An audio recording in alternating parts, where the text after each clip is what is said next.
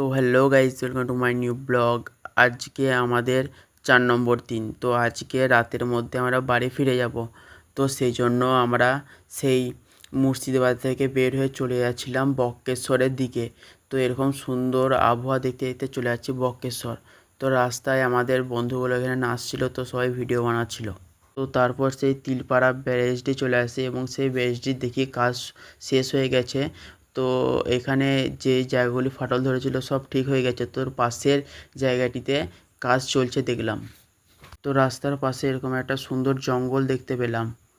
So finally guys চলে এসেছি বক্রেশ্বর। তো বক্রেশ্বরে এসে দেখলাম এই জলটি ফুটছিল।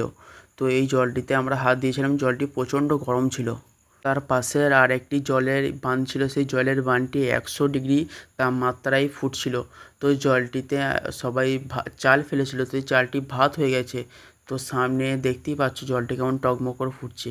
তো তার পাশের আর একটি জায়গা দেখলাম, সেটা 100-র ওপর, 100-র অনেক ওপর হয়ে গেছে তাপমাত্রা। তো সেখানে জলটি এত জোরে ফুটছে সব বোঝা যাচ্ছে।